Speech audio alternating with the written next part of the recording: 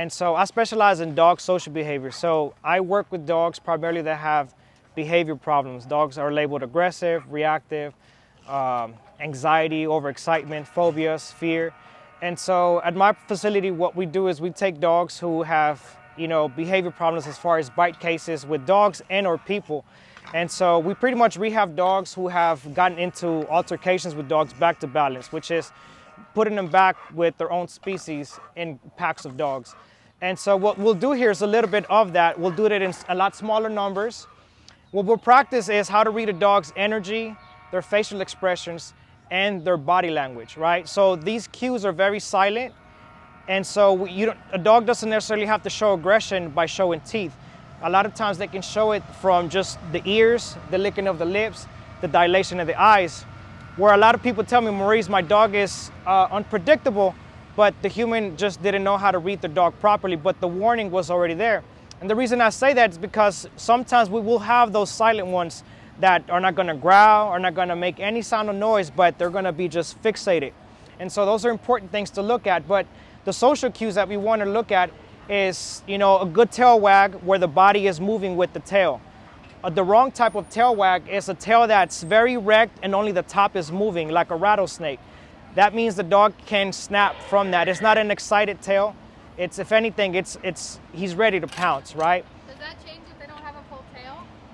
Does it? Yeah, for sure, 100%. But with him, you could tell his demeanor, his ears are back, right? Even though there's another dog over here, he's not fixated on the dog. He's more curious about the environment. He's what I would call a happy-go-lucky.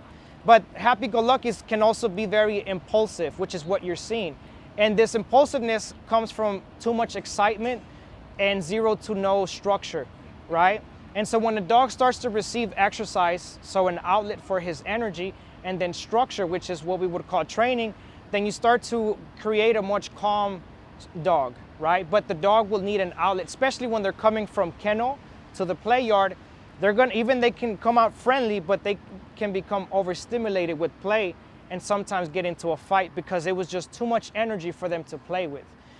So like for example, for my clients that like to go to dog parks, I always tell them, park at the opposite side of the dog park and walk the dog into the dog park. So take a tired dog into the park so now he can socialize and not spend all his energy trying to play with dogs, right? And so that's why that saying goes, a good dog is a tired dog. And so that's why walking is such a huge part of their dog's behavior, because it's part of their DNA, it's part of who they are. So like for example, a bird has to fly, a fish has to swim. So the same thing for the dog, a dog has to walk. And so when the dog spends too much time behind walls, they can go kennel crazy. Even inside of a house, it can be, I have a huge property, but the first thing that we do is we get up and we walk, and then they come back and then they play. Especially for the dogs who are aggressive or reactive or just full of energy, they require more physical stimulation and then the mental stimulation, right? But you can't train a dog who needs exercise first. In order to get through to him, to make him more receptive, we need his body to be tired so he's fulfilled, and so the mind of the dog can be more open to what you're teaching them. So you give him something that he wants, and now you can receive something that you're looking for, right? So does that mean, like, if we're introducing new dogs, like right now, in theory, should we take them on a short walk before? In theory, yes, correct. And if you have the time to take them, let's say you have 30 minutes to put this group of dogs together, I would spend maybe the first 15 to 20 minutes on the walk and the remaining 10 on the social play group, because now you're going to have a much better and calmer play interaction with the dogs, and you have a less chance of them getting into a fight. Because so this would be for a meet and greet too. If somebody was bringing a dog, correct, site to do a meet and greet, that would be the same. Yeah, so like when some of my clients get new dogs and their dogs are territorial to the home, right, we go on a long walk and then we bring them into the yard, and then third and last we go into the house. When the dog is tired and pooped out, then they go inside the house, because that's where the dogs are going to be the most territorial, inside the house, because it's closer. You have food involved, you have couches, things that they sit on for a long time. But now they've met the dog through a primal ritual, which is walking. So they became a pack. So now they came into the same territory as a pack.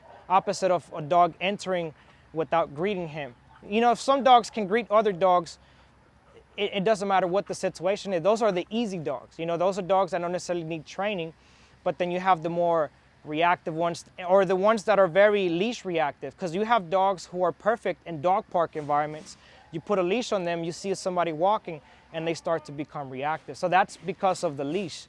And so then the handler has to learn how to create calm through the leash. So then at that moment, it's our responsibility to learn the training, because the leash is not natural for the dog. It's not normal. So that's something that we created for them.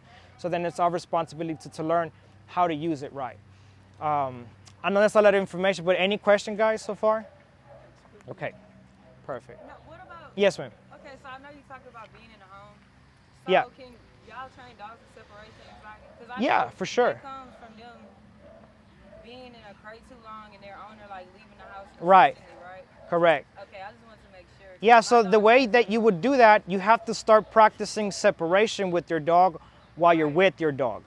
Okay. So that means if you get up 10 times and your dog is laying with you and your dog follows you those 10 times, Okay. that's where your separation anxiety starts, because he follows you everywhere you go. So your dog has to be comfortable enough where you can get up half of those times and him be comfortable enough to not follow you. So it's pretty much letting him retire from following you everywhere, because that it might look cute in the beginning, but then it starts to become an obsession. Yeah. And then when you leave, they lose their mind because they don't know how to be away from you. He does, and he's in a crate. Basically, they keep him in there. All Yeah, day. I so don't think of it like this. Anxiety is a type of energy. So what can you do with energy? Channel it. So that means walk him before you have to leave home.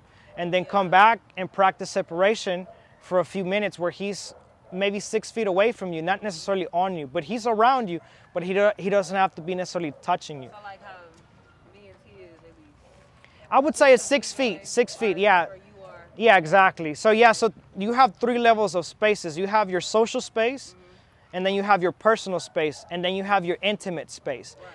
If your dog is practicing separation here, that's not really separation. He has to practice it over there. And then here becomes an invitation or a reward. So you invite him once he's surrendered at afar. And then now you reward him for waiting. And so now he starts to understand, you create balance in his world now, right? Bless you. So he hard headed. It's doable. You know, think of dogs as, regardless of breed, before they're dogs, before they're the breed that they are, like Chihuahuas, Pit Bulls, it doesn't matter.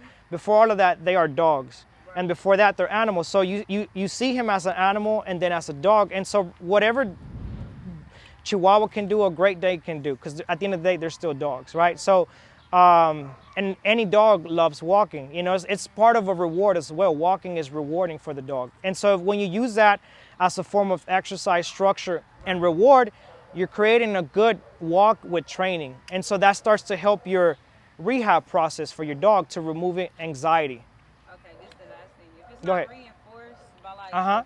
family that's ed, You know? to be obedient towards them, right? Yeah, Only 100%. because he only listens to me. And It's like, they doable. just It's just what training is a lot of repetition. So, okay, so where's the other guy? He thinks he needs to poop. Should we Oh, go okay, there? perfect. So, like, as far as Uh-huh. working with shelters, what are some of the main things you see? Like, play groups for us is really important in terms Yep. of, like, how should we introduce, like, we'll buy some of the muzzles that he's talking Yeah. about. Are there other things that we may not be thinking of that you could suggest that would be helpful for us in this type of environment? Well, you know, dogs are social creatures, so play groups is definitely going to be a good one because it allows them to keep their skills sharpened, right? Opposite of deteriorating a dog's social skills by keeping them away for too long.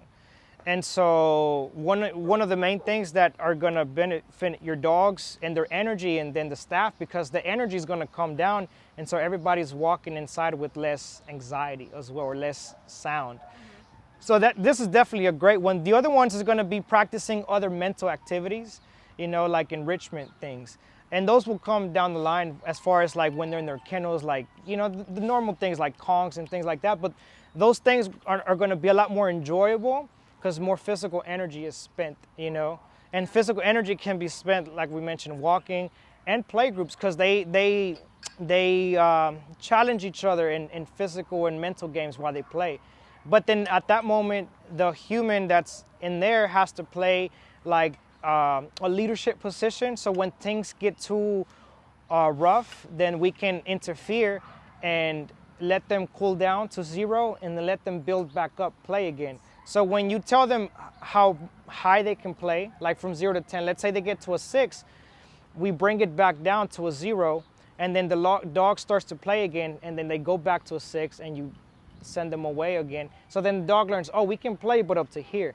And so now you're teaching them structure while they play. So it's like you've given them rules, boundaries, and limitations. So when they come out of the shelter, they have good social skills, and they're receptive of the human when the dog is with other dogs. Because that's what happens. Some people have very friendly dogs, but then the dog goes and sees other dogs, and they forget 100% about the human. But yeah, they have a super friendly dog, but the human has no connection to the dog. But when the human is constantly involved in the interaction between the dogs, then you can always have one eye and ear on you, and then the other one on what they're doing.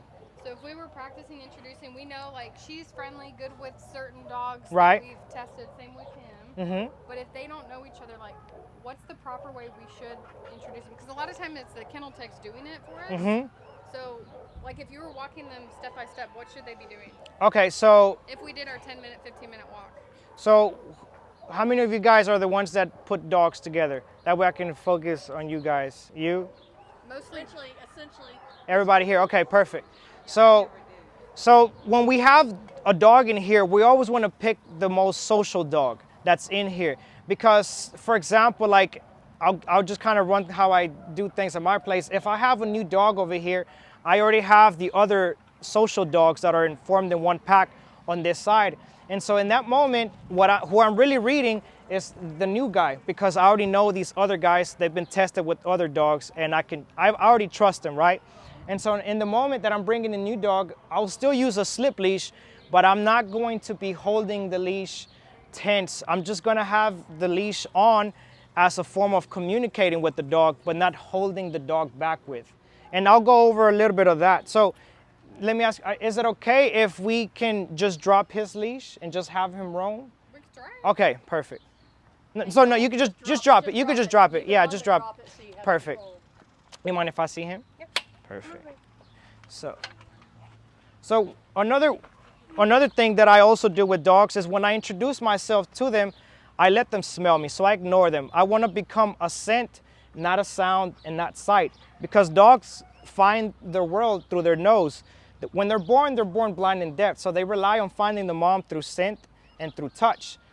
So when you learn to control the dog's nose, you're pretty much controlling the entire dog, because 60% of his brain is controlled by his nose. So if you control his nose, you control the dog. And what I mean by that is learning how to create a curious state of mind. That means the dog wants to smell. And so what I'm doing here is just working on simple thresholds. So door open doesn't mean to go in. Door open means to wait. So this is really good. You could tell by the way that the dog is moving the feet. The dog is he's not tense. If you see tense, the dog stops moving. They start to lick their lips. But see, look, that's automatic play. He's already inviting into play. So what I'll do is I'll drop the leash simply because I saw this invitation. So sometimes when you hesitate, you can create more tension. But when you see the greeting, it's like, okay, sometimes you can cause an issue by holding for too long, right? And they haven't even smelt each other. What's going on is that this guy's more interested in this and he's more interested in the humans. So I want to be able to see if they interact a little bit more. And that gives the dog more freedom to move, but you're still connected to the dog. And so I use those drag lines a lot for dogs that are still, learning. So if you know a dog in general is dog friendly, you go this approach. What if you know they're selective, like they like some dogs but not other dogs? So then the dog that is selective, either A, I would keep that long drag line on him, B, I would muzzle him, or C, I would have both items on this dog. Until I see the dog give me this playful behavior, then these items become removed. Because at that moment, you don't need anything else. So if they're playing, how long do you let them play before you consider adding another one? I will definitely allow the introduction to finish first.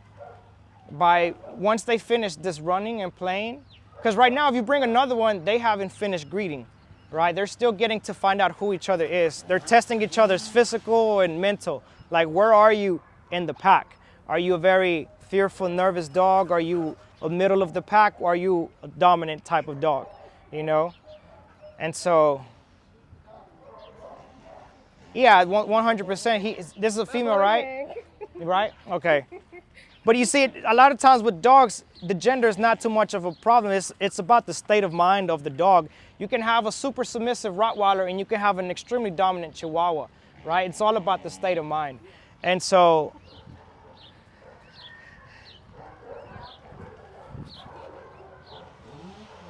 well, you know, maybe I wouldn't say, let's say, too much alpha, but she's definitely more assertive. Yeah, 100%. She's more confident. And you want that approach with nervous dogs, the assertiveness, because that assertiveness draws out the assertiveness on the other dog. You know, if you put two nervous dogs together, they're only going to become more nervous. They're going to feed off of each other's nervousness. Exactly, yeah. The same thing when you have a nervous human and a nervous dog, your nervous dog is going to override your nervousness, and then that's when you're going to see him become reactive. And so the human has to learn to become confident in that nervous situation to help the dog become more in a surrender state to whatever it's in front of him. The human is like, hey, you can let this go. I got you, buddy. Like, don't have to worry about anything. And then the dog learns to follow the human. And then that's when the dog stops to become aggressive, reactive, or whatever it might be. As an individual, Right. have to be Yeah, involved, yeah. forward as opposed to Dogs are masters of energy, right? So they know when you're bluffing. So right now that is done, right? You see how they moved apart? They're going back to, now they're just still playing, but as far as them greeting, the play is over just because they separated, you know? One dog went back to where he was. And so, like, for example, if you don't want to allow too much, let's say, overexcitement, like a lot of the physical touching and getting on top, like with him, it's fine that she puts her paw on him, but with a more reactive dog, that might not be a good behavior for her to display with that dog, just because that dog might take that as a challenge and that challenge becomes a fight, you know?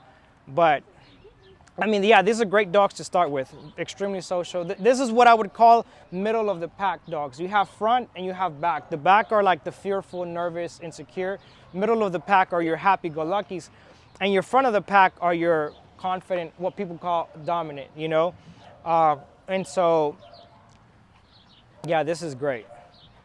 So do you guys want to add another friendly one to this, or do you guys want to bring out a more medium? I think we could do that and then probably switch them out so they don't get too hot. Y'all think Taffy, since we know he plays? Okay.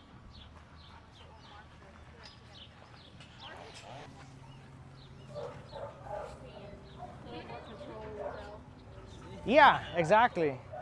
Freedom with some control, pretty much. So these guys don't even care about this other guy, which is a good sign, you know? They don't have to be up here just to, they know that he's here, but they're more concerned about each other. So whenever I bring a dog in, I always assert myself in front of the dog as far as who comes in the door first. So what I'm just asking him here is to slow down. I'm asking for a calm approach through the threshold, which is right here. So the door open means, remember, it means wait, doesn't mean go. And so how you can teach that is by you becoming the door. And so this becomes a mental exercise, where you're teaching calm. And so all I'm doing is I'm claiming. I'm not saying anything, but I'm using energy and body language. And it never has to be perfect in the beginning, but you can definitely expect progress. So here we have the leash very loose. This is not a good approach. So you see how he's on top, but we'll go from there. See, notice how the leash is still loose. There's no tension on it. I'm not pulling him back or anything, because if you feed tension in that moment, yeah, it can turn the thing into. And the only reason I'm keeping the leash on this guy, because he's a little bit more tense with his introduction to dogs, okay? And so that is the only reason why I have this on him. Sorry, guys. Yeah, no affection right now. It's best not to give more energy than they already have. So here I'm just gonna go and drop that real quick. And the only reason I drop it is because if something bad was gonna happen, it would have happened when they were down there, when they were tight. Now that they have more room, they're more free, more loose. So yeah, so this is how, so what I'm gonna do is I'm gonna step in front of this guy because this guy wants to rest. So now you have to help him claim that space if he's not able to claim his space for himself. And so how we can do that is by bringing him away, redirecting him. There you go, and sending him away. Now, if he chooses to go back and play, then that's completely fine. But you don't want the guy sitting here to become overwhelmed with that other dog while he's trying to rest. It's like somebody's taking a break and somebody comes like, hey, you're gonna be like, hey, calm down a little. Same thing for the dog, but sometimes dogs won't say anything about it. So then you, as their pack leader, are responsible for giving direction and protection. So that is your two roles in this environment, is to direct and to protect these guys. And as long as you can do those two things, you can build this group into whatever size you want.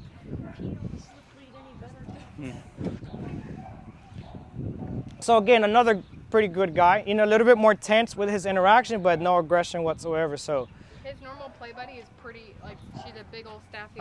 They get rough. Okay. So he's used to her, like, bulldogs. But they're used to each other. Yeah, so Not these ones. Not They've these. never met. None of these. yeah, and the first few seconds is always the most tense seconds. But once they're over that, look, they're doing their own thing. And that's the thing. A lot of times people see a reaction in those first seconds, like, oh, this dog is aggressive. And then, well, you never really finish. And why did he react that way? Were you holding the leash wrong? That's another thing too. Like, the dog might be tense and then you're tense, and then that becomes a reaction, So the best energy one person can have is calm, confident, because then you feed that through the leash. And if the dog lacks confidence, you can provide that for the dog. Because energy is everything working with these guys. But the other thing too to focus on is energy levels. This guy just came in and he's already calm, so he's definitely a lower energy than these other two. Out of the three of them, she's definitely the highest energy. And so that lets you know how long a dog can last as far as walks or plays or interactions with dogs. Like if these guys are pooped and you still want to introduce dogs, maybe she should be the only one left at the end of it, But yeah, so any question, guys, so far? Does it all make sense? Max limit to like how big the group should get?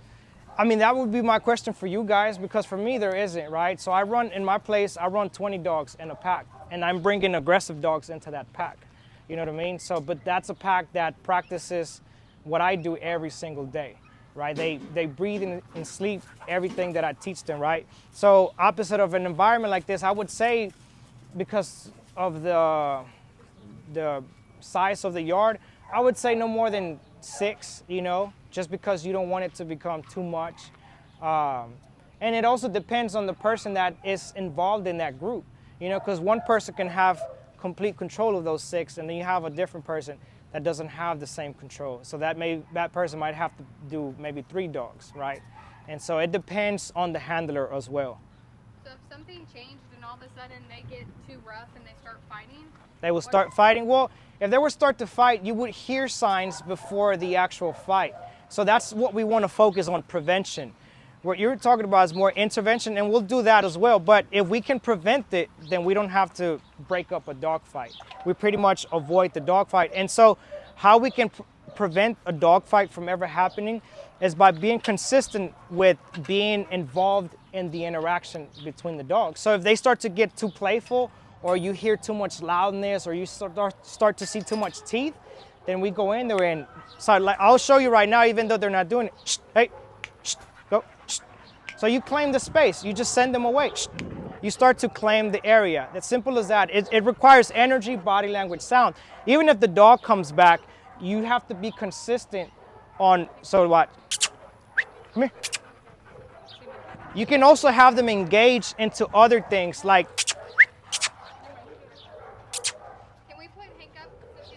yes, yeah, for sure. Good job, buddy.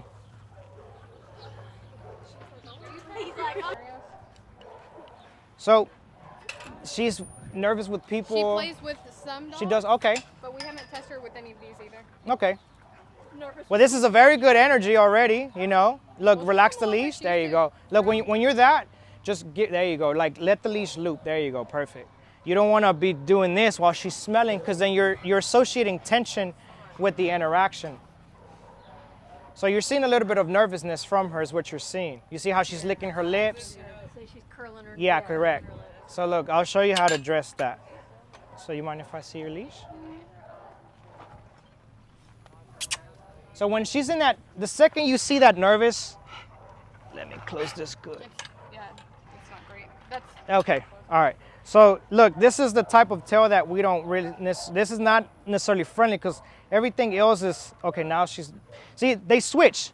she liked him more. Yeah, She didn't exactly. like the So look, shepherd if you give her affection when she's like that, you can invite tension. So what I recommend is no affection when she's doing that. Ignore her. Yeah, just ignore her because, for example, I'll tell you why. It's because she's insecure, so she's looking for help. But if you tell her that it's okay to be nervous, you're telling her that whatever's in front of her is, it's a fear, exactly. So then you encourage fear by petting her in that moment, because in reality, nothing bad is happening. And it's normal for her to be nervous. She's never met these guys, and there's a lot of people here, right? And so now that I'm loosening up on her leash, I'm letting her practice more curiosity. We see that the body language start to relax a little bit more. Where's that long leash? You mind if I see that one? I'll just switch her off to this one. Thank you. Just to give her that same freedom. Good girl, Mamos. Good job.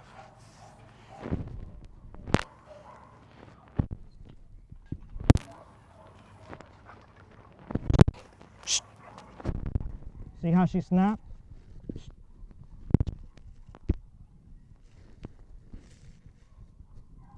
See? So notice how there's still no tension during this exercise. I just correct it, but then as soon as your correction is only supposed to last 1 second. That means pressure and then immediate release. It's not pressure and hold, because if you do this, then you create tension again. See, look, there's still no tension on the leash here whatsoever. So what I'm just doing here is addressing her because she's not respecting her signals, like of feeling nervous. She's showing nervousness, and she also already corrected them, like, hey, back off. And they're not necessarily respecting those boundaries. So then my responsibility is to enforce those boundaries that she tried to set, right? And so then that helps her by becoming more confident with me as her handler, because like, okay, you can keep me safe with these dogs. And so even that itself is, you see how she goes behind you? She's trying to look for safety here. That's what's happening here. She's trying to, sorry about that. Yeah, she's running from the dogs. Hey, come here, Mama. Good girl. Well, that's really ironic because she is Hey. not a people dog.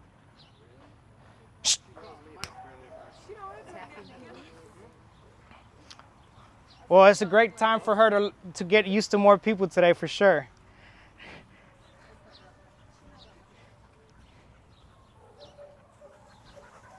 Hey. So when this is happening, when you still have a dog that has not been accepted, you have to keep a very close distance to that dog, because you still are going to supervise.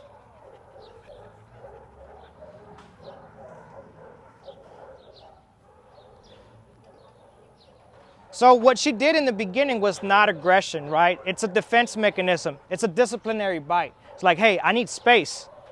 And look, she's becoming more social now. You see it? See, if we would have encouraged the behavior that she was doing by feeling bad for her and petting her, we would have never allowed her to become social. We would have kept her in that fearful state. And so there's nothing wrong with petting the dog, but there is a wrong and right time. So can we pull her out so she can cool down and give them a minute to get to know each other? Because she seems to like him better. What's that? Can we pull this one out since she's hot? And give Yeah, you can pull her out. Yeah, for sure. What size? The only dog All my pack, my personal dogs, I have 10, and they're all rescues. But now that they're with me, I don't feel bad for them no more because they're in a good situation. So the past is the past, and so we're focused on the now. So whatever fear they had, my job is to help them get rid of those fears. So I build confidence and self-esteem in the dog. And just like for people, that takes time. It takes time for dogs. So with her trying to build confidence with people that Uh-huh. she doesn't know, how would you do Like that? this, like have people come out here, you bring her out, tell the people ignore her, just practice her walking around. When she settles down a little bit, Like, look at her over there. She's just, so then you can start give her food from the other people, and they can grab the leash and walk her, so they build a relationship with her, And so another thing too, walking her, that you can walk him with a new person. So look, now she's trying to play. Shh. She's establishing herself. Notice how no other dog did that until she got here, right? And so she's the most nervous one we've had, and she's the only one that's tried to dominate. That's because typically it's like a bully, they're very insecure, but they try to, be big and bad. And so that's kind of how she's establishing herself with the pack.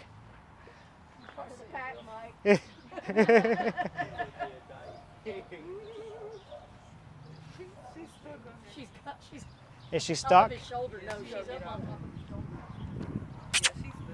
There you go. Hi, mamas. Come here. There you go. But look, she is becoming more loose and more playful now. And so it took her a little bit longer to build this trust with him. It's a boy, right? Yeah. And so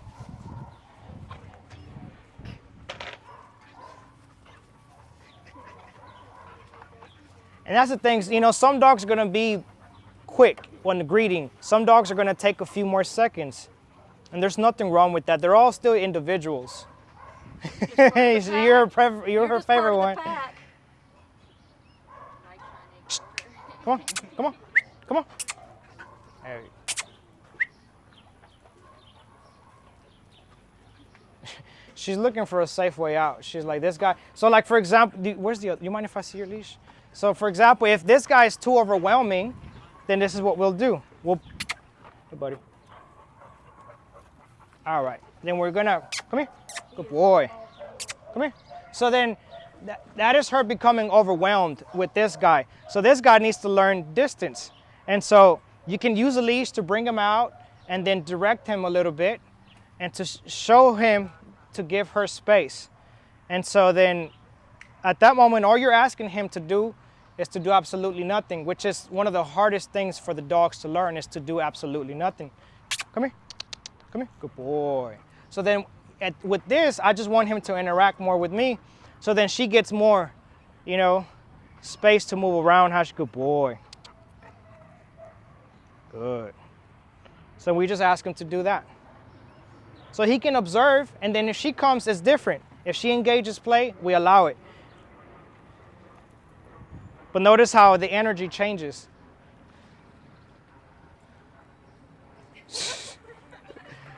Hey, come here, girl. Oh, you got the camera guy. But look, notice how she only did that after I brought him away, I calmed him down, then she came back and initiated play. And so for some dogs, they have to make the first move. And so when she's being, like, look, so she's probably becoming overwhelmed again. So that's what she did over here as well.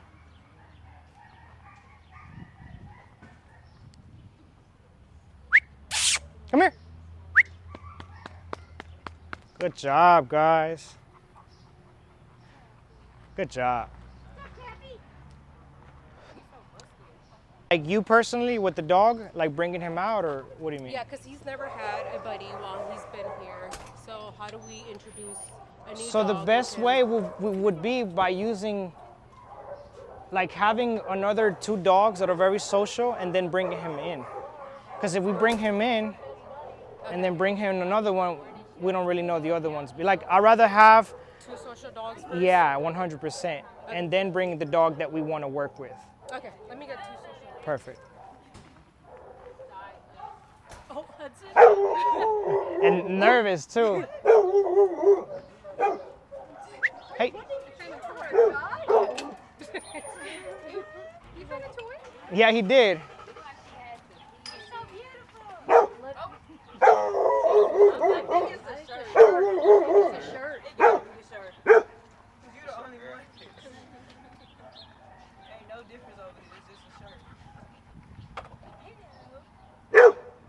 You haven't met each other. He's super friendly.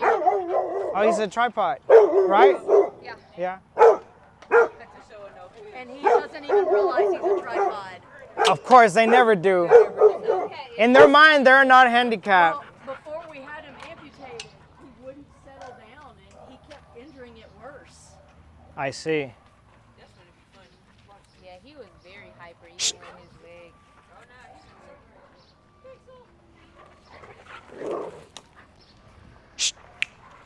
So I corrected him for that. You know what I mean? That's what I corrected. Yeah, he got nervous and his shackles went exactly. So look. So So is she the wrong choice for starting a new friendly group? no, she's very friendly. She's just a little nervous. It gotta be the sheep. So what I did is I claimed you, right? So I disagreed with her behavior. So I came in front of him and my back to him. That means that I'm claiming him as part of the pack, you know?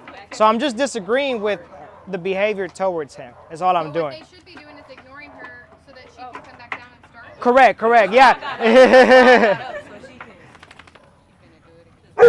So look, watch. That's rude.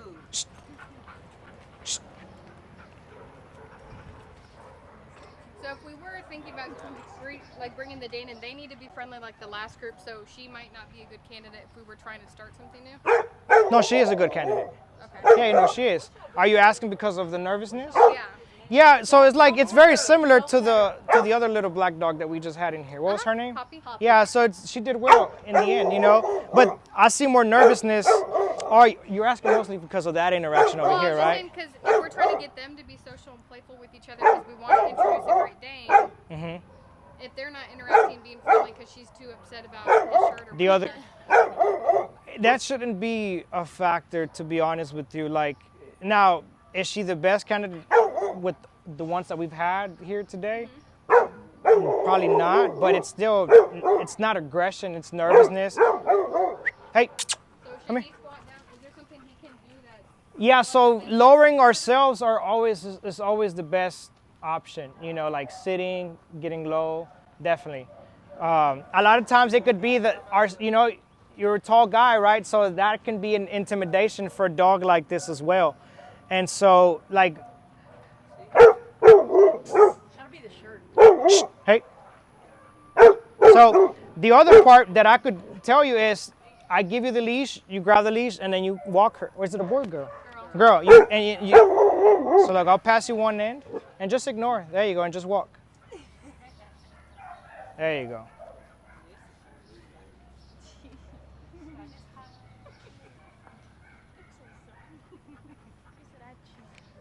Yeah, just ignore her, but lead her. So you don't have to pet her. Just bond with her through walk. That's it. So instead of avoiding the problem, we address it, right? So sometimes we have to do things that we don't like, but are good for us. So that's exactly what that would look like. She didn't like him, but it's good for her to walk with him, because then that might be her best friend tomorrow, right? And so, look, completely different interaction already.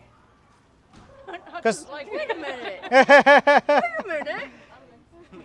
see, so they do a primal exercise, which is to walk, instead of challenging each other, facing each other, right? And so just that little bit of a change makes a huge difference. They didn't get their walk first. Correct. Yeah, and so like when a dog, I see that behavior from a dog with a person, I have that person work with that dog, you know? So then just drop the leash and then ignore her. And then, so what we do is we reassess the situation and see how she feels about you now.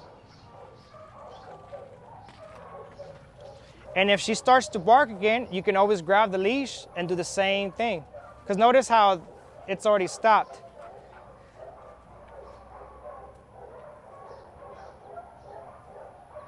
Yeah, these are good tail wags, ears are back. So she's more relaxed just because she addressed Yeah, that one whatever problem. she was upset about. It's like a domino effect. You hit that first domino, the rest of the problems fall behind it. Oh, he just kicked her. I heard that. He's like, come here, girl. Balance is off. Yeah, he is, huh?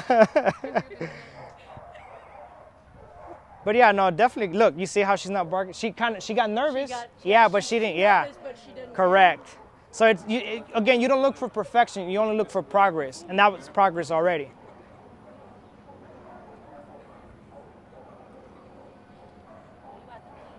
Yeah, I mean, good candidates for sure.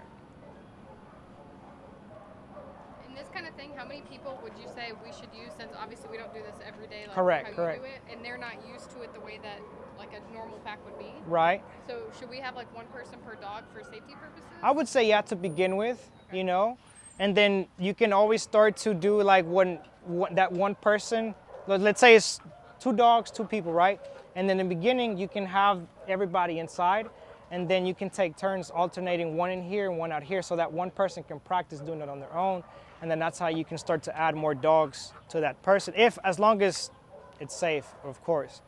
When I worked Uh-huh. at PetSmart, they used to do like the doggy daycare. Right. And so we used to have like, and it was like way smaller than this. So it used to be like a room, and we'll have like bigger dogs, and it was like maybe 10 of them in there, 10 to 15 of them. And so when we would have a new dog come in, we would actually have to keep them on the leash also, just to watch and see. Correct. How they do. Correct. Yeah, it's a very similar approach, you know. But the thing is, too, I'm sure at PetSmart, what they did first is that they evaluated the dogs that they accepted, right? So that's the other thing. When dogs come to the shelter, they're not as well behaved as dogs at PetSmart, right? And so that's the other thing too, is that we have dogs here that have maybe behavior problems. Like these guys, perfect candidates for sure. But then when we start bringing dogs that are more antisocial, then that's when we have to definitely. It's like client dogs. Yeah. So I mean, I'm only saying that because I worked at pet resorts, and they used to have a lot of fights, and the client dogs are losing. yeah. So a lot of dogs who live in the homes, you know, even though they get the best food, they live in a nice house, a lot of times they don't get any training, they don't get any exercise. Like I meet people that have big yards but never walk their dogs, and then the dog still is very pent up, bored, destructive, you know. I think she just. Yeah, but notice how the bark was less energy, right? And then look, immediately he didn't even immediately addressed it by grabbing the leash and taking her. So if they're just ignoring each other, like doing their own thing, is that still a good time you can introduce? That's the another one? best time, because they're calm. So can we get another one? Yeah. So like a Dane that's a drastically different size? Yes. Okay. Like the size of all of us. Yeah, Danes are one of the Well, biggest some of and us are tallest. different sizes. Yeah, not all of us are as tiny as you. You're over there watching it. making Yeah, sure so they know that you're there to direct and protect. You know, direct whoever needs direction and protect whoever needs So it's a protection. dumb question. If we try this, say next week, and they hadn't seen each other, do they remember each other? Through scent. But they'll remember, like, if they interacted well, they're probably going to interact well again. Correct. Practice it in my head. Correct. Probably an hour. You see, look at that. That's already. But she's showing more playfulness as well. She's making progress. Look, she's following. Yeah, she likes you. I mean. You're gonna be walking with her all day. Yeah, exactly. I think she's just She's doing like, it she's now. figured it out. I bark at him and he goes He for a walks. walk. He takes me for a walk. Dogs are smart. And so look, whenever the interaction is done, this is when we can pet and all of that. But when they first meeting each other, that's the wrong time. You know, once the introduction is done, then we can Now go we can love 'em and pick it up and throw a 100%. ball. Yeah, exactly. But you always let the introduction be complete before you add anything else. Let that be over with. Hudson, go. Hudson, what you doing? He's a handsome guy. She's taking over. All y'all rude. When he used to have the cone on his head, it was so because he would not sit down. Oh, he wouldn't sit still. He still doesn't sit still. You just don't notice it much because he doesn't have the cone on. He doesn't know he has 3 legs. He doesn't No, he care. doesn't. Nuh-uh. He never realized. Never became a problem. he came in with a obvious, I mean, it was Right. a fracture. He was hit by a car. Yeah, sometimes when they can't even use that leg or it hurts, they feel more freedom when it's off, you know, because He didn't ever, it never slowed him down even when he got it. He was just like this when he. Yeah, Really? With a broken leg, he was like Their this. pain tolerance is so Oh, incredible. and It's then- like, And then he had a cone on, and he was still like this, which means he's like a bull in a china shop. So where's this So Dane? does that mean she's tired? Like she's checked out now? Like we should. By checked out, you mean? No, so that just means she's Oh, calm, sorry. yeah. Bro, this is gonna be so funny. So, what about this guy? Hoss. Hoss. My God, you're a horse. The few times that we've taken him out, Yeah. that I've taken him out, he does want to play with other dogs. Yeah, no, I mean, I can see it I haven't already. seen aggression for him, but he's been sick for the past couple weeks, so Got it. that's why he hasn't had any Interaction with dogs. But this is very social. Look at that. Look, you notice, I look at the tail, the ears, the mouth. So look, this is what I'll do. What I'll do is I'm gonna take off this long leash off of her. Excuse me, guys. And then, come here, mamas. Mama, come here. Good girl. Hey, good girl. And then you can put this one on him, trade him off. Oh my goodness. All right. Where's your stop? Oh, there. Hey, big guy. Thank you. He is handsome, my goodness. He's available if you want him. Right? You want? He's a great dance partner. I believe it. Right, Trey? My mom loves dancing with my dog. My mom will love him. He's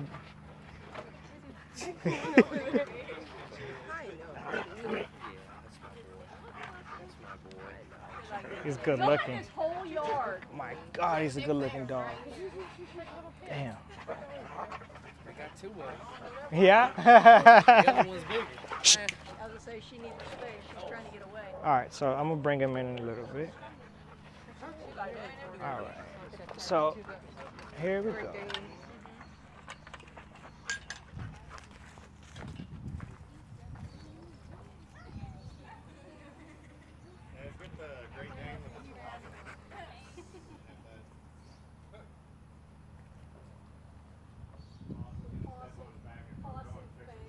So when they're doing this, always remember, keep the leash loose, no tension, allow freedom. This is only here in case I need to move them away, redirect them. But this is very good. He's very respectful. If you notice how he keeps his head back. So look, now, look, so what's happening is she's intimidated by his size. So that's why she's running from him. And so this is a normal behavior from dogs who haven't been around a really big dog. You know what I mean? Well, he likes you. So what happened there, she just got overwhelmed with his size. And so that's why, yeah, he's big, exactly so. But, And he's not even the big. We got a bigger one still. so are a little bit more curious about each other. And she's just more like, she's curious of him, but keeping distance.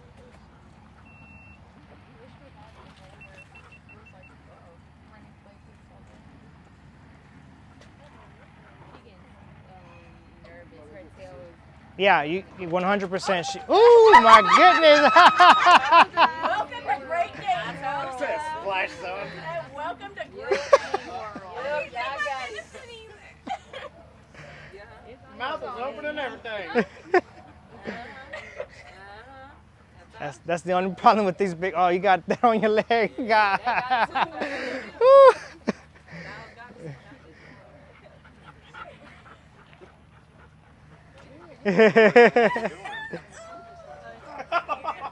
Yeah, but I mean, great dog. My goodness.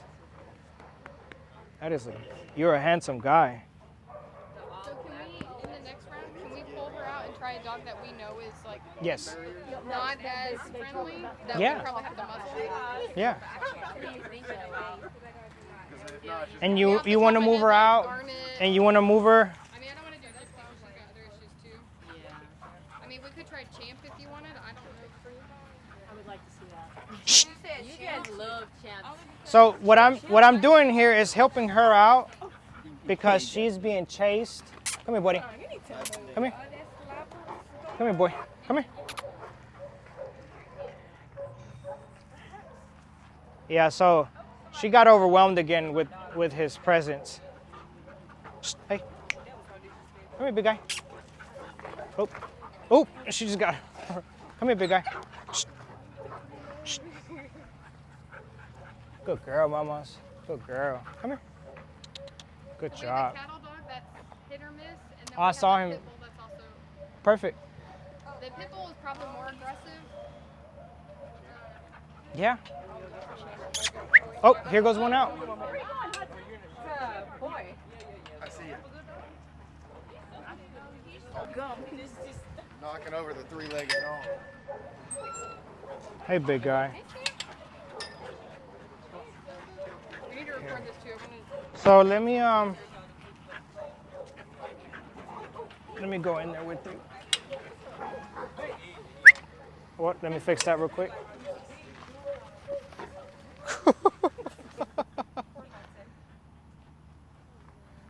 See, they're still figuring each other out, and that's because it's still a few minutes of them getting to know one another. Did he go hide? What's up, big guy? Here, let's switch these up. You're handsome. Yeah.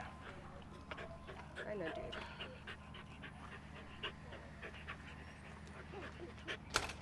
Got him. Hey, handsome. I'm gonna record this, Yanni, so I can send it to Ingrid. We're trying to get him in a cattle dog rescue. Oh, nice.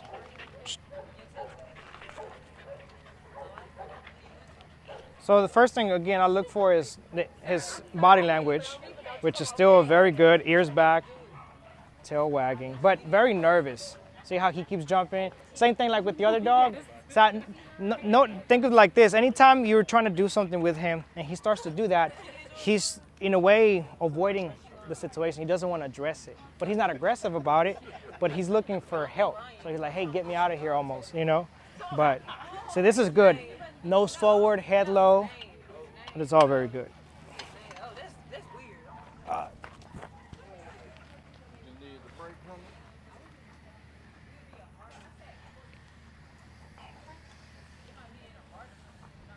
So again, no tension.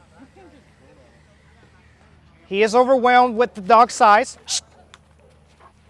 Hey. Shh. Shh. Shh. Shh. Shh. Shh. Shh. Shh. So that was not aggression. That was him disciplining him because he's over. Same thing that we saw earlier with the other dog. This guy is very big and overwhelming.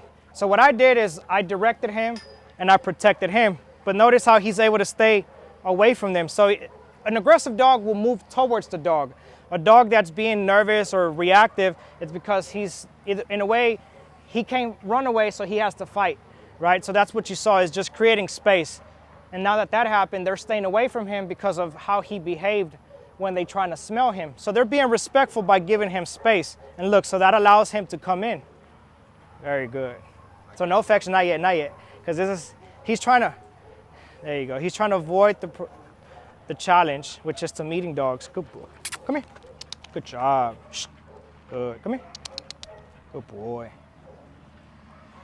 Shh. Shh. So I'm claiming him. So that's all I'm doing. I'm just creating an invisible barrier.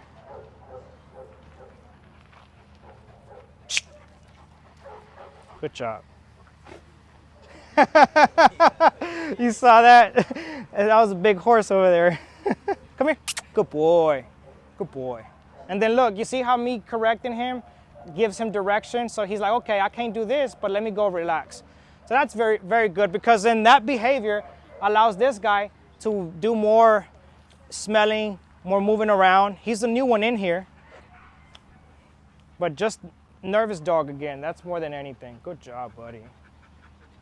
So what I would also help these guys do is that when they want to be petted, we can ask them to sit for us and then pet them. Instead of, so for example, I'll show you how.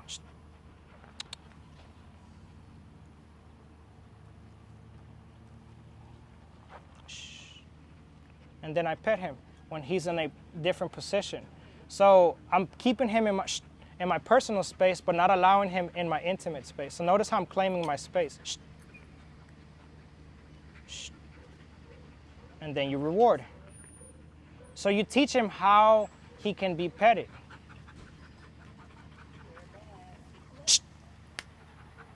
So I'm disagreeing with him approaching him just because I'm interacting with him. So I'm telling him, hey, pretty much go away. Give me my space so I can finish. Good boy.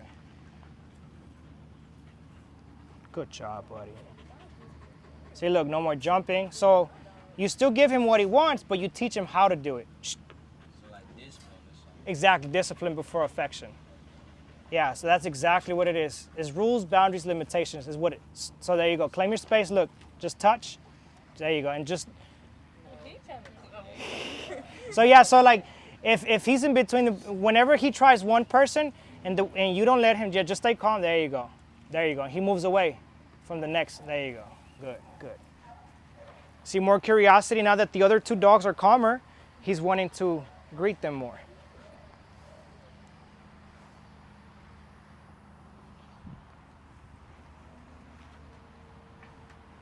Can't even see him. Okay. I'm assuming that everybody's here because of the shade. Everybody's congregating over here like, hey, this is the cool spot to be at. So there you go, there you go, good. And just stay right there with him. Once he stops wanting to move forward, then you can pet him calmly. So not yet. There you go. There you go, good. And then slowly start to pet him, there you go. And every time he gets impulsive again, just send him right back. So that way, you know, he goes into a new family, learning to sit next to them, to be petted, and not just jumping on people. And there's nothing wrong with your dog jumping on you unless you make it an invitation, though.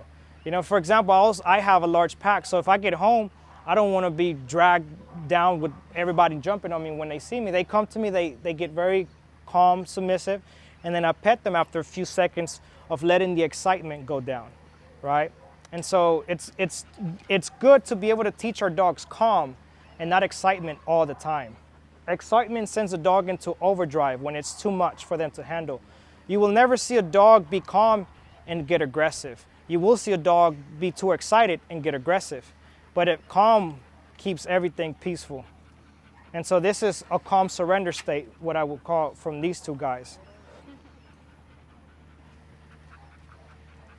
And so, for example, for a dog like him, to bring him out constantly with groups, I would keep him on the leash until he's no longer snapping or feeling threatened by the other dogs. And also when the other dogs learn to give him more space. Look, you see how close he is? He's not invading. He's being respectful. He's keeping his space back.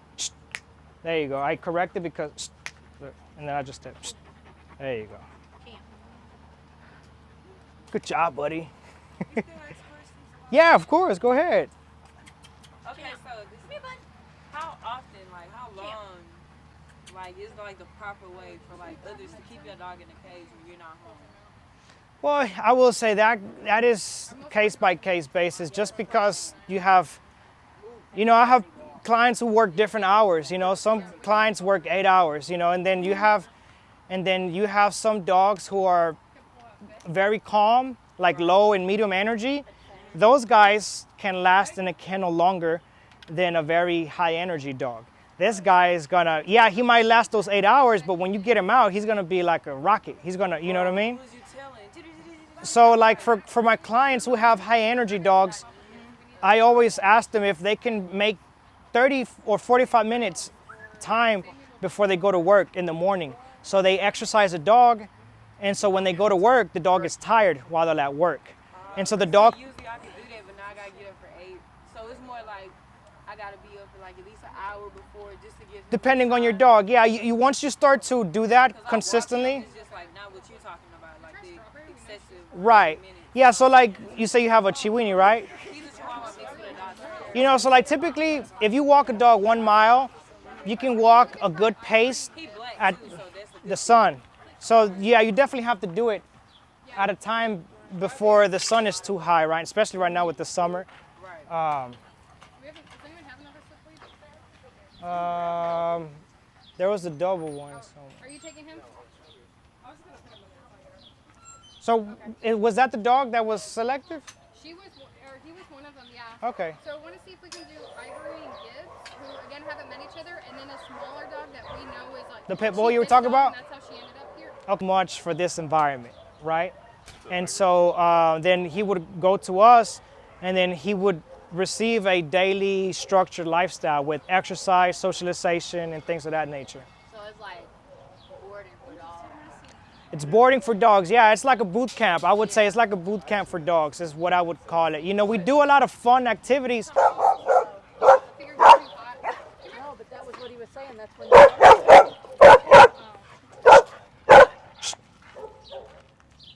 What did you give to him? So what about, these are not the ones you were talking about yet first, right? These are the No, two. I can go swap her. Okay. I was gonna bring one. He was on a walk. No, this is good. Come here, Betty. So she has been a person. Uh-huh. It was more like circumstantial. I was gonna say she warned her. Right. And then the other dog, I was gonna wait till. Yeah, if that's definitely. fine. Yes. No, we definitely want to wait. But these two already are more challenging. They're not. We're running out of our most social dogs.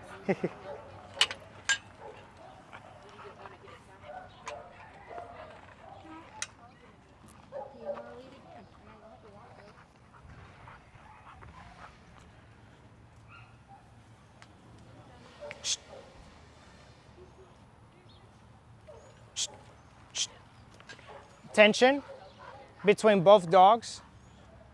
So all I did is correct and snap them out of that tension. But they both came to each other very silent. You saw it? See, that bark is just an alert bark. It's not an aggressive bark.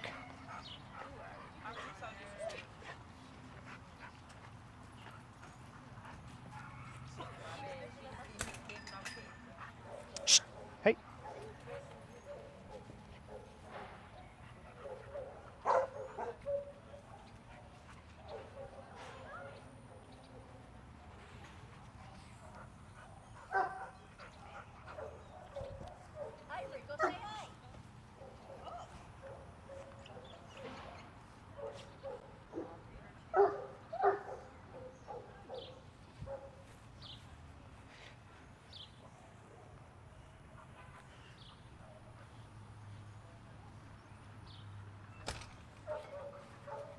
Oh. Good job. Oh. Gotta give us some privacy. See, an important thing to also notice is that whenever you have one dog under a bench and they're introducing, like they're still getting to know, it's not good to let this guy go over there because they're in a very tight space, you know. It's better for them to be more in the open.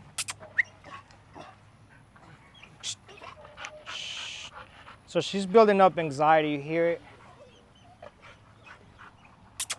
Come here, good girl. You think all dogs have potential to? Are there ever dogs you work with where you're like, no, that's just not gonna happen? No, never. I've never had to put a dog down for behavior. And I have bites everywhere. And even those dogs still, now I do meet dogs who are not compatible for that person. And then we have to help that dog go to a different home. You know, I do see that sometimes. But you have some clients that are not compatible. Hold on one second. I do meet some dogs who are not compatible for that owner, but then the owner makes, like they put in the time to make a change of how they are with the dog, and then it becomes a successful relationship, you know? Oh, sorry, what was your question? Hey, oh, hey, come here. So for that other dog that we want to bring in here, this is not a good group to use because she's very anxious. You see, like her would be easier, but you see how she, you know? I can put her back and bring the other dog I was gonna bring. Yes. Wanna get this? Yeah, so it's very, you see it's silent, right? She doesn't make a sound, but so it's, look, so you see the licking, the ears, and the frown, and she's fixated. She's like this, you know? Yeah, exactly, 100%. And so this is from tension. So look, I'll show you what you can't, so disagree with it by standing in front, and then you let her see again. So I'm disagreeing with how she looks. It's not that I don't want her to look, it's just not challenging her. So notice the mouth is open now, but she's still alert. Good jobs. What's a verbal thing to say if you have to speak it? Your verbal should be a sound and not a word. When you're training a dog with obedience, you say words, sit, stay, heel, but we're not doing any obedience. We're only doing behavior. So when you're applying behavior, that's good for obedience training as well. You know, sit, stay, heel, obedience stuff, right? When we're teaching the dog English language, what we're doing here is teaching humans dog language. So for this, we need to use energy, body language, sound. So we're using what they use to communicate. When you teach a dog a certain word, then right, like a clicker too. So that would be like to get a dog to sit with a clicker or to do a paw with a clicker. It's not necessarily to address a behavior. It's not to stop Correct. behavior. We'll try and get some sex. Hi, baby. Is that the guy? Yep. Okay. Yeah, he has. Friendly to put in. Ah, okay, I see. Gotcha. Okay, maybe not so friendly.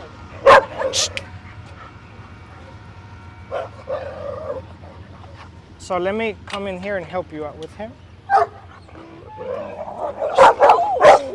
Hey, boy. Yeah. Here.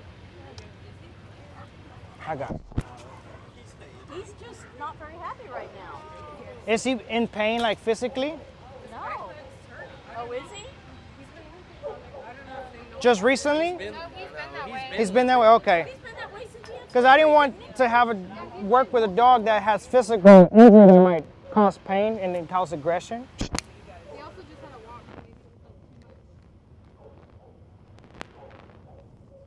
So I'm just gonna wait for. You snapped at his ankle, dude. He did. It's called a redirection. It's not intentional.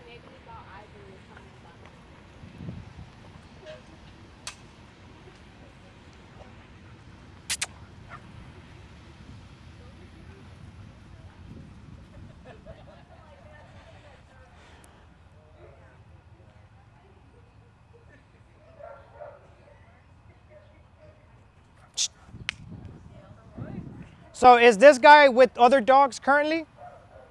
No, Oh, so you guys haven't, he's not awful, but other dogs pick on him. like in if they play go to an groups? adoption event, Uh-huh. they lose their mind when they see him for some reason, like a scapegoat kind of thing. Mm. But I mean, I haven't seen him be aggressive. But he doesn't have like a friend here. No. Okay. Most of our dogs, we stop play groups after. when After the that incident? happens. Got it.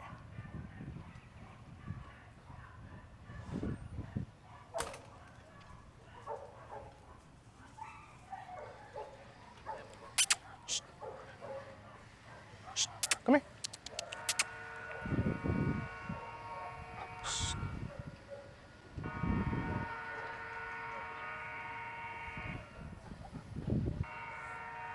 See, he's fixated, not extremely, but way too. Where's the other one? Oh. Shh. Shh. Shh. Hey. Shh. So yeah, so this guy would be another one that we need to work with. So for example, come here, buddy. So this would be a great time to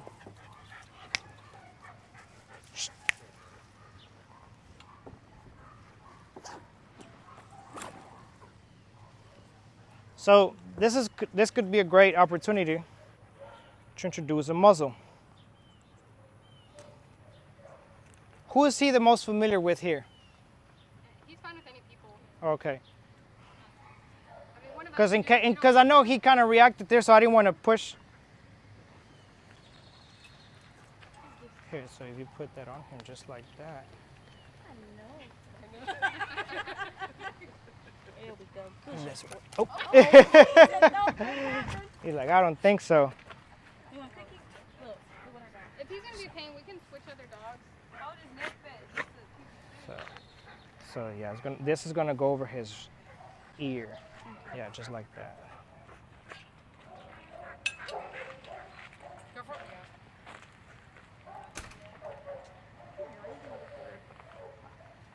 There you go. That goes around his ear over, and then you. Yep, perfect. And if it's too big, I'll tighten it right now.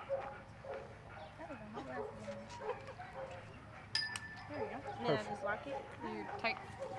Wait. He's about to pull it off. Hold on. Let me tighten. I'm more of a turd than I thought. Little Hannibal Lecter mask. You bit your own tongue? Yeah. Did he? Yeah. That's too much. Perfect. All right. A little bit too big still, huh? That's because you don't want it blocking his eyesight. All right. Perfect. So with this, like, relax. So for a situation like this where the dog has never worn a muzzle and behaves this way, you can always condition him to associate it with something positive by putting peanut butter on the inside of it. So when you put it on, he smells it and he's taking it off. So he's entertained. So then muzzle represents peanut butter or food. And so that could be a good way to condition these guys to use these types of tools. Peanut butter, cheese, anything that can kind of get messy in there. So what happens with a muzzle, it's worked for two purposes. To suppress that bite, that release, right? That when they get close, you help that. But most importantly, you allow yourself to be more loose with the dog. So that way, when he does snap, you're able to redirect him out of that state. And so you are more comfortable doing the exercise opposite of being more nervous because of what he might do, you know?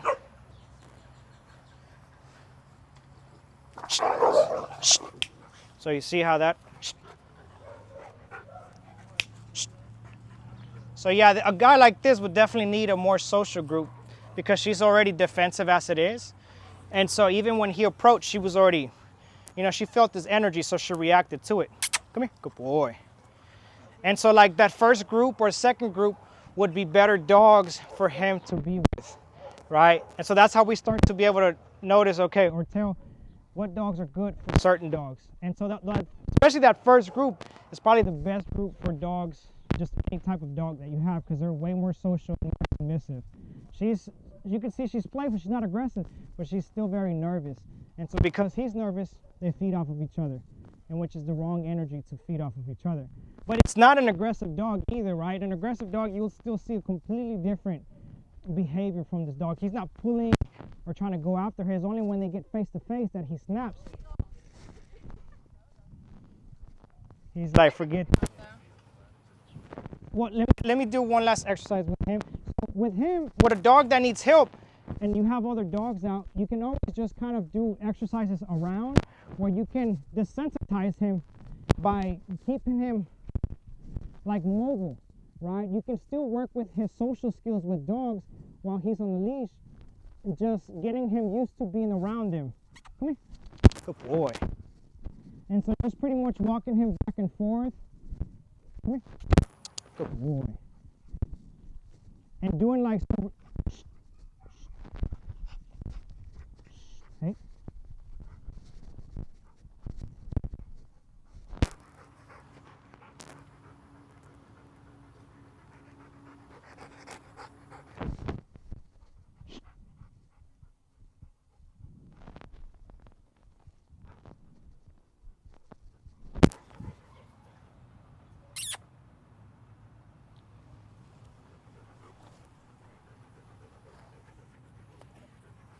Good job. Yeah, but we can go ahead and move them out. Are we moving her in too? Or? For sure him, we'll put him in. Okay. Come here, buddy. Don't put too much. Now, the only one Notice how she hasn't even reacted to him compared to how, he gives off a different energy. They all do that to him, though, so I don't, maybe it's him. Yeah, definitely he sets them off. You're welcome. Hey, good girl. You mind if we switch them out? Yep. Thank you.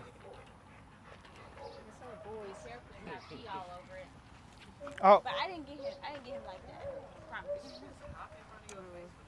He was a big boy when I saw him. Oh. No, he wasn't. Sammy. Everybody talked about how much weight Sammy lost when all the dog walkers weren't and here. then when I started feeding him, Yeah, he's too big. He is too big. Look at him. You can't see his ribs. He's too big. He was sworn. See her approach? Yeah. Like super direct and fast. Yeah. And done. I corrected her and she moved away. She's very receptive, so we take advantage of that, you know? Oh, hey.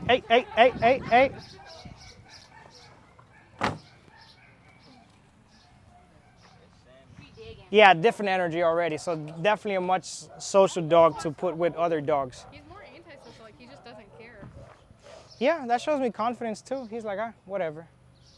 He smelled her? Like 2 years. Really? The only reason why he's not adopted is even if he goes on sleepover, has doggy door, he pees in house, like he just pees on it. Poor guy. So they return him every time for that? And he's got, he's also And he has heart issues. he's got heart issues, so he's That's on probably why too. Yeah, which exactly. probably makes him. Correct.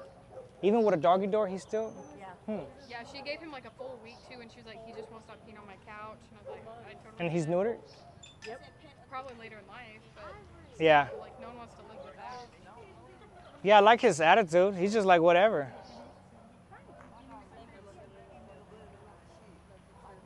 Yeah, you can already feel the difference too with these two dogs. Like if you guys wanted to put like, somebody was asking me about how big of a group, like these two dogs with those first 3 dogs would be a really great 5-pack of dogs, you know, just because of their behavior and their energy. Those would be really good, easy 5 dogs that you could always focus on to start socializing other dogs. But yeah, I mean, these types of dogs are look at that. I mean, yeah, that guy is great. Yeah. Yeah, that's great. You can't teach that. They just know it, you know? Great dog. So the other one is a little terrier? Is that the one? Well, first we want to try Gomez, who's the dog in the hallway. He's great with people, but I don't know if anyone's actually testing with dogs. Gomez is strawberry. Well, maybe just one first. Well, like, I did, but like, when I Will you grab Gomez, Tommy? Gomez? I said try strawberry. Yeah, he just does his thing. They're so friendly, but most of our friendliest dogs Been are here on long sleeping. enough to see it all. Got it. Okay. I'm not. He's almost 2 years. I'm not gonna make friends because you're not staying and I am.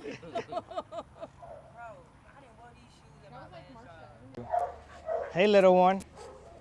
You could already feel the anxiety in her. Hey, mama.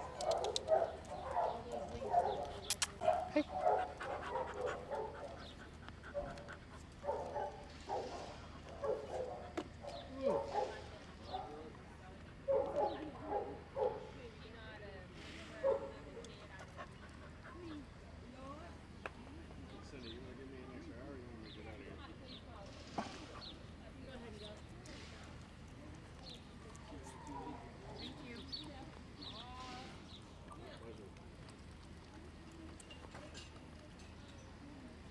Thanks for getting those dogs to and from today. Good job. They got a dog over there that apparently barks at everybody. It's barking at me. Hey, mama.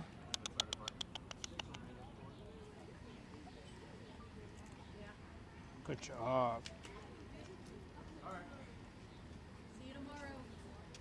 Yep.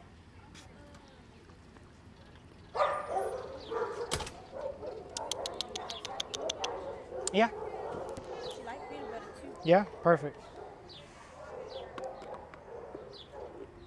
Is that enough? Yep.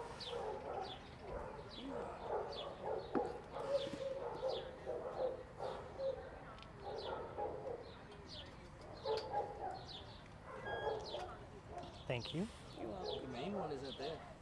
Hey, mama. Roddy's Look there, the other one's not there. what we got. Probably out in the walk.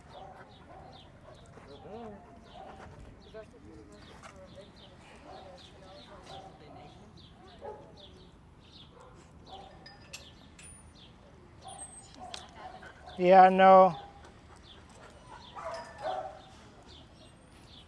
I'm sorry. I'm gonna have to. Here.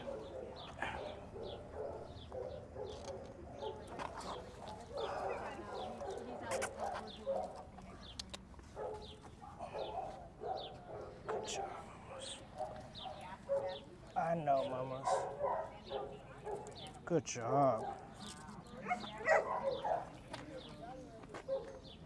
Good job.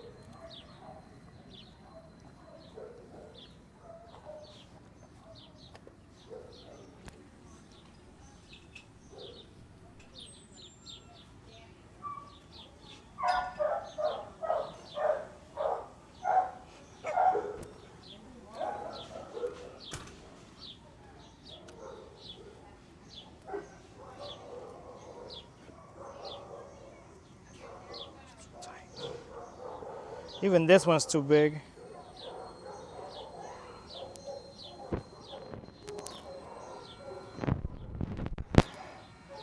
So even this one is too big for her. Okay. So for her, she would just have to use a smaller one. Come here, mama. Yeah, I think she's. we might have another one, but it's not gonna be like that. It's What, a one of muzzle? those. Oh, mesh. Yeah. Yeah. I'd rather use still this one than the smesh. Okay. See, so like, you can see how she's entertained with it. Yeah. And that's what we want to get, is for her to be able to accept this tool and to, instead of focusing on taking it off, she's focusing on licking the stuff, you know? But because it's so big, you can see how it's in her eye and stuff. Yeah. And that's not comfortable, you know, necessarily for her. But this would be the way to introduce her.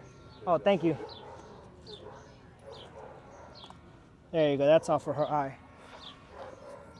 So for her, she's not very responsive to humans. She's okay with people. Oh, sorry. Now that she's got the muzzle on, she doesn't want to move. So that you see, it mentally challenges the dog just by having something.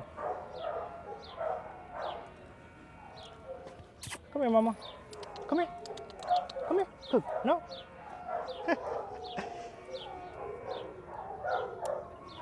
Come here.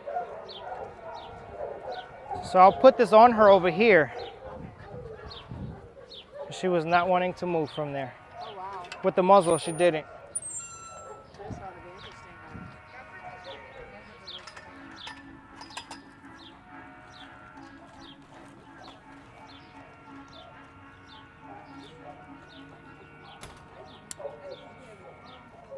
Got cheese everywhere.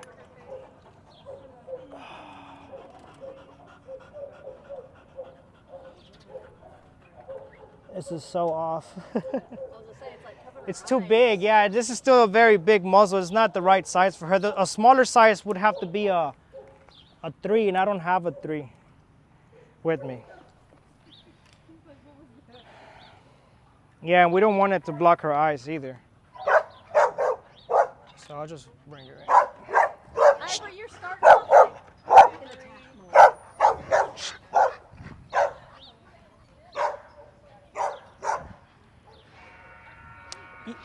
You guys can let her go.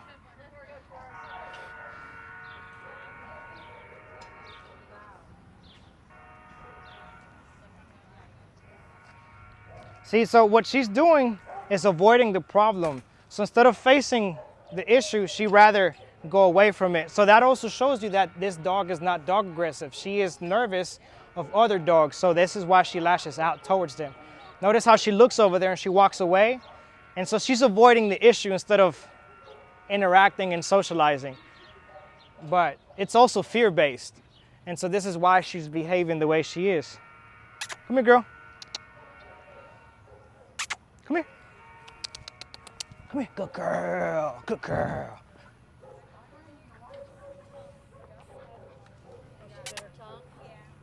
Shh. Shh. Shh. Shh. Shh. Shh. Shh. Shh. Shh. Good. Very good. So you see, she got scared and nervous because a dog was smelling her. So that's what we would call antisocial behavior. It's not aggression. It's just, it's like, for example, me greeting you and then you punching me in the face. That's exactly what she's trying to do. And so that's all we don't. So look, you see. So but so that reaction is fear-based, okay? It's fear aggression towards dogs. It's not true dog aggression. True dog aggression, they're not scared of the dog, right? This is mostly fear. And so, again, the way that you can help her out is by doing constant interactions. And of course, if you want to feel safer, you can always use the right size muzzle. I didn't bring a smaller one today, but she would probably be a 3 or a 2. What? Go ahead. For her, would she benefit more from a dog like Sammy that literally doesn't care? Correct. The first group, Exactly. they wanna play with her? Yeah, eventually she would need to go, like that would be the first level, and those dogs would be a second level for her. Correct. To notice, this is not aggression. You see, look.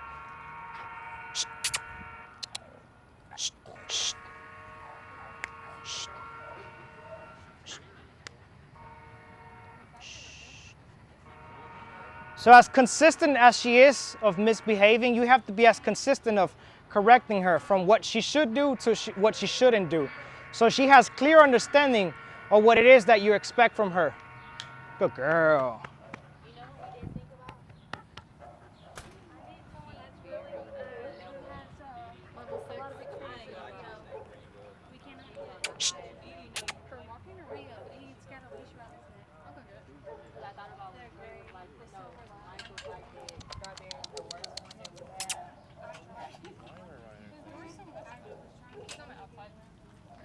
See, and so there's a lot more tension between these two girls than the guy over there, right? He could care less, but because she's nervous and she's nervous, they feed off of each other's nervousness. Rio, the grayish.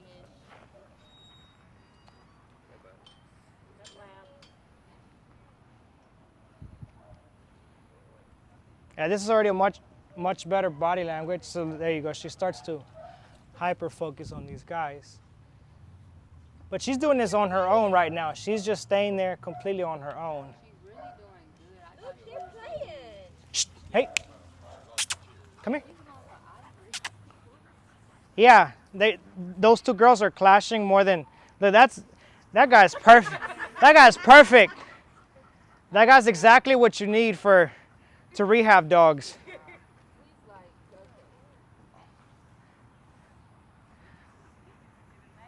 And so again, the only way she learns is through observation. So notice when he gets closer, she might close her mouth and lick her lips. Oh, never mind, she don't even care about him. She's more focused on the female. Hey. Hey. So look, she's challenging her. Hey. Hey. Hey. Hey.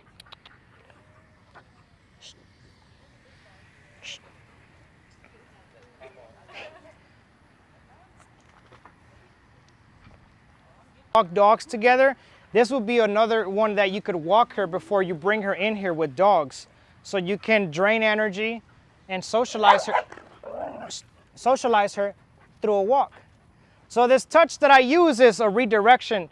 Think of this as pivot points. So when her head is doing this and I touch her back here, she does this. So I break her concentration and I'm correcting her behavior, right? And so then once she's done, you follow through by just keeping her calm. And so this is how you can create new habits and get rid of bad ones. The bad one is when dogs get close to her, she snaps or she reacts. And so what we want her to understand is to become more social. And in order for a dog to socialize, they don't have to be best friends. They just have to learn how to coexist.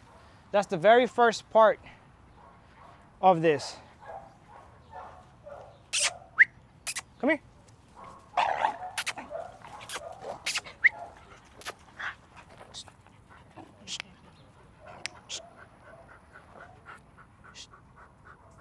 And then we follow through again. Yeah, notice how she's only fixated on the female dog because they feed off of each other's energy.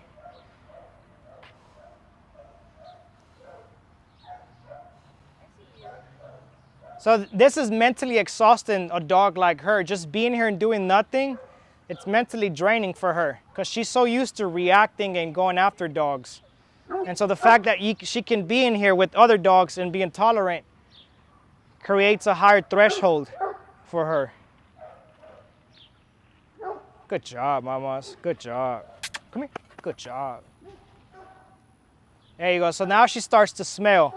That's really what we want her to do. We want her to smell the dogs, the environment, and not be too fixated on the dog. Come here, girl. Come here. Good girl. So what I'm using now is a recall. So whenever she fixates on the dog, I want her to come back to me pretty much. So like right here. Come here. So with her, just start off with the smaller group, maybe just one other dog. Yeah, maybe him. For like the best candidate would be that guy because he ignores her completely. You know, so that would be a good guy to walk with her and then finish off letting him off the leash and just walking her around in here with the leash. And then that would be a good session for her. And then you can repeat that until she starts to accept him. Then maybe if you guys wanted to extend that 2-pack of dogs to 3, then you can repeat that same thing with the new dog. You take her on a walk with that guy, and then you repeat that a few days, bringing her in here with him, keeping her on the leash until she accepts the new guy. You know, and of course this could be done with the muzzle once she is adjusted to it, if for safety reasons, you know. Yeah, definitely a smaller one. So this is exhausting her just sitting here doing that. Like the body wants to relax, but the mind is an overdrive. Yeah, and so look, she knows what she's getting. Yeah. She's not letting her out of her eyes. Correct. She knows where she is. That's why she's avoiding eye contact as well. So with these two guys right here, for instance, with Sammy and Strawberry, just started walking them first, and then... Yeah, and then finishing her off in here, correct. Yeah, so after they go walk, bring him in first, release him from the leash or drop the leash, and then bring her in, and then I would probably double up the leash. So she can have freedom, but you still have control. And then you just continue to walk her around the yard and let him do whatever he does, you know, which is just hang out, pretty much, exactly. Exactly, let him do what he does best. Yeah, for like dogs like them, they both have to improve on their social skills, right? Because again, they feed off of each other. Definitely a lot more social, her over there, but she still kind of challenges her, so that triggers her even more into acting out. But see, the energy is dropping as far as the intensity with what she looks at her. She's starting to glance other areas. Good job. Hey, good, come here. Hey, come here.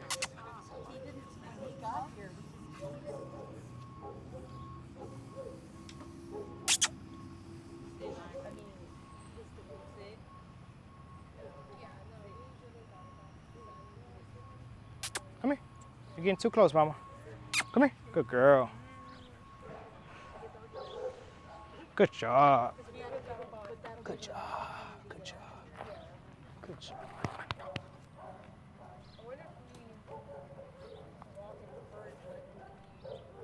Sit. Shh. Hey. Shh. Hey.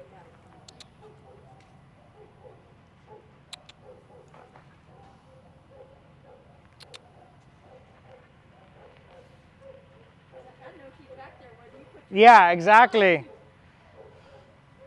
But her look is changing. It's still there, but it's not with the same. Yeah, it's a little bit more relaxed. A bigger threshold, you know, so this is why the walk helps, because you drain energy as well. So they get tired to the point that they don't care. And so that's also beneficial to burn this reaction or this energy, because too much pent up energy can turn into a fight. So, see, now she's avoiding. So dogs have 4 options. They got fight and flight is the first 2. And then they practice ignoring, which is what she's doing. The ultimate goal is to surrender, which is what that guy does over there. He just surrenders to the exercise. So they go from fight to flight to avoidance to surrender. And that's the goal here, for her to practice surrender. And that's when she's accepting dogs. But right now, ignoring is neither good nor bad. It's just the process. Exactly. And that's what she's doing. She's like, I know they're there, but I'm just gonna look away. And so this is a much better behavior than what we're getting in the beginning.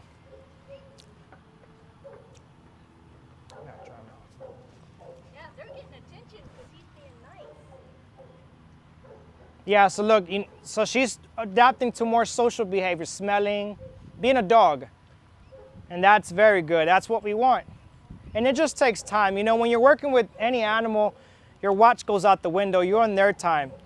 And so people ask Maurice, how many tries, how long does it take? Like every dog is different. And so it's about how consistent you are. But again, Same way. Sometimes it takes a little longer to warm up. correct. And there's nothing wrong with that. I get dogs who take months to really be with dogs, and those are what I call red zones. So I usually label dogs from 0 to 10, 10 being the worst, and then you have a red zone who is above a 10. And those are like really rehab programs that dogs need. I mean, they take a while, but they eventually do it, you know, just because of the repetition. So again, you see how she's going back to smelling and sniffing? We want to allow that.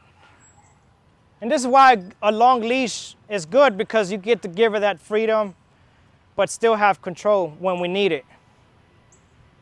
And so what she's going to remember is how she left the exercise, not how she started. And that's what we want to remember. It's not those first seconds of reactivity. Focus on, majority of the time, she's been calm.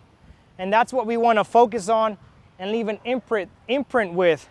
Because that's the last image we want to come back with. Like, okay, I already know how it starts, but I know how it ends. So because of that, should she be the last one to go back?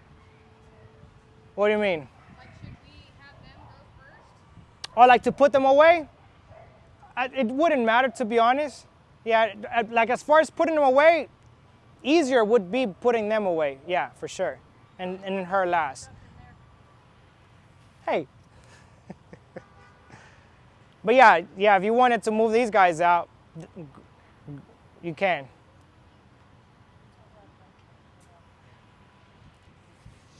Hey, girl.